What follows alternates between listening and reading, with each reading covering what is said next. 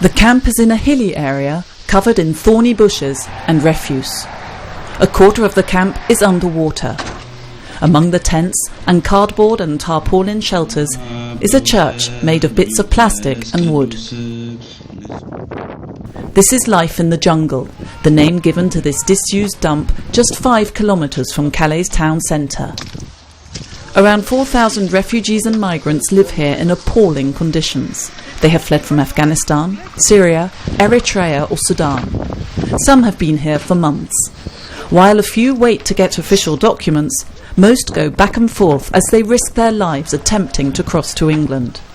This young man from Sudan, who arrived here last week, explains. People, they are broken their leg, they are injured. Some of them, they die because of train. They don't know how to go there. That one I'm afraid. How can I pass there? If the police arrest me, maybe even they took me to Sudan. That I'm afraid. Living conditions are very harsh and violence is rife in the camp. On the 10th of September, a Médecins Sans Frontières team started working with doctors of the world who have been running a clinic since June. It's going to be winter soon. We're seeing lots of respiratory infections, but there will be more and more, and lots of scabies because of lack of hygiene and overcrowding in the camp. There are injuries due to violence too, which is common here, disputes amongst themselves or with, let's say, the authorities. Sanitation is a disaster too. Opened by the French government last January to assemble in one place the refugees and migrants who had been gathering in the town, the camp has only 30 toilets and just 3 water points installed. The 3 refuse containers are not enough and there's no rubbish collection.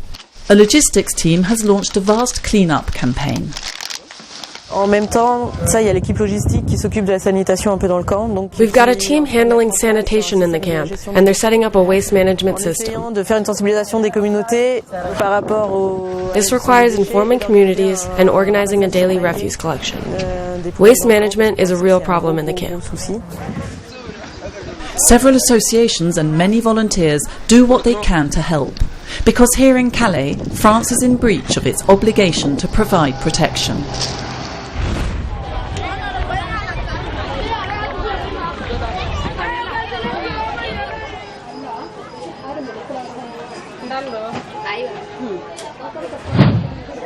The first cases of cholera were reported in a displaced persons camp in Nigerian town Maiduguri in mid-August.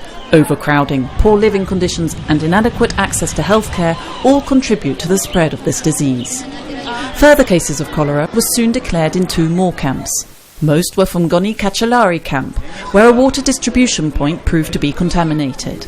By mid-September, official figures were 172 people infected and 16 dead. Working in cooperation with the local health authorities, Médecins Sans Frontières has deployed an emergency operation to combat the epidemic. Between 10th and 15th of September, 187 patients were admitted to the cholera treatment centre.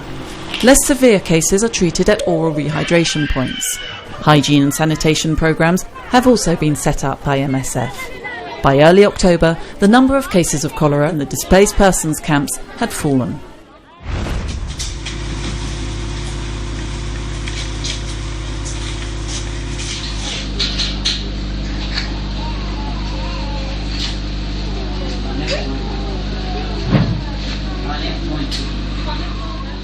This is the Measles Treatment Centre in Mulungu Hospital in Katanga.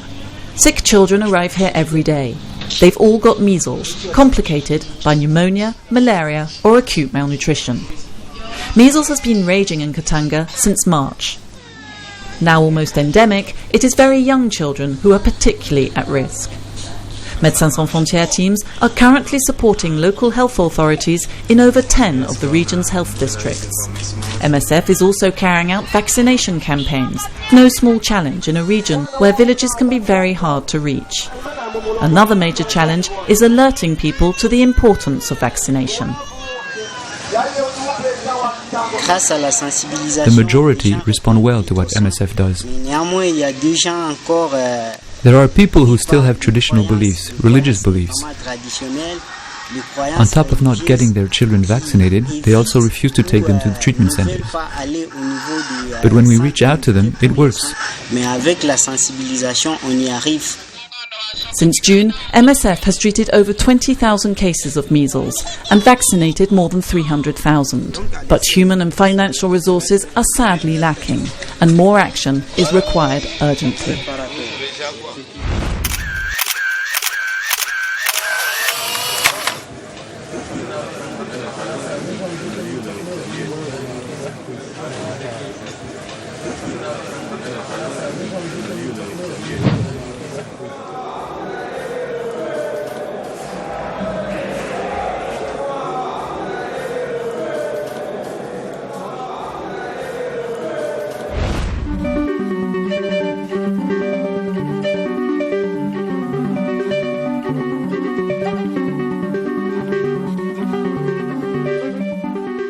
There are three main reasons for setting up a vaccination campaign.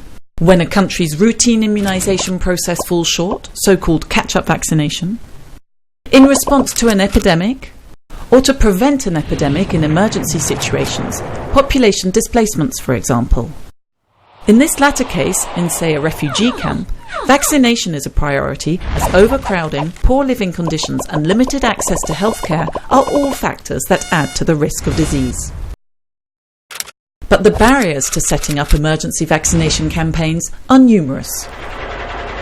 Security conditions may prevent teams getting to certain regions and people to vaccination sites.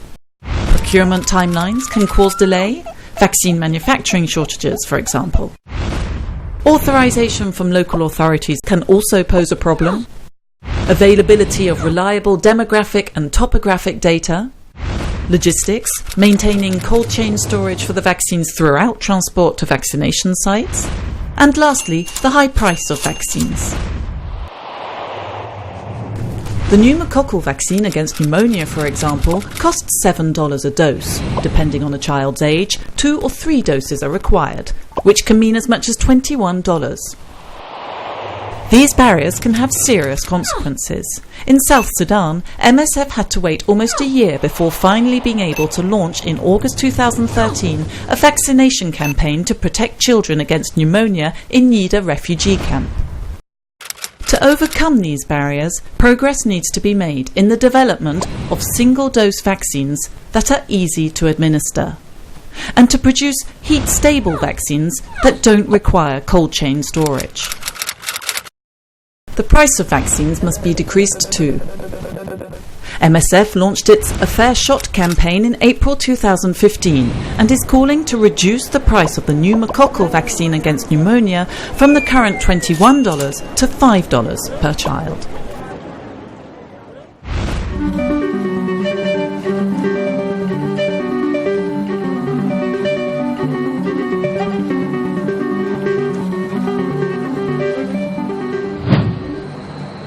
Dans la tête de tout le monde, ce que je crois, c'est que quand on est dans un hôpital, on se dit tous que c'est le dernier endroit qui va être préservé dans une zone de guerre et que c'est là où on va recevoir des gens blessés de quelque bord qu'ils soient. Et sur cet épisode-là où tout le monde savait où était l'hôpital, où tout le monde connaissait la localisation de l'hôpital, à se dire que malgré tout il a été bombardé, c'est quelque chose auquel on n'aurait jamais pensé. Et d'entendre les Américains parler de dommages collatéraux, ensuite d'entendre le porte-parole du gouvernement afghan justifier, donc admettre qu'ils viennent de bombarder sciemment un hôpital parce que pour eux c'était une cache de combattants talibans. Donc là, ils admettent devant tout le monde qu'il y a un crime de guerre, puisqu'il savait qu'il y avait des patients à l'intérieur, des médecins à l'intérieur. Ça, c'est quelque chose qu'on n'admet pas et qu'on n'acceptera pas d'entendre ce genre de choses sans avoir vraiment clairement des explications sur ce qui s'est passé.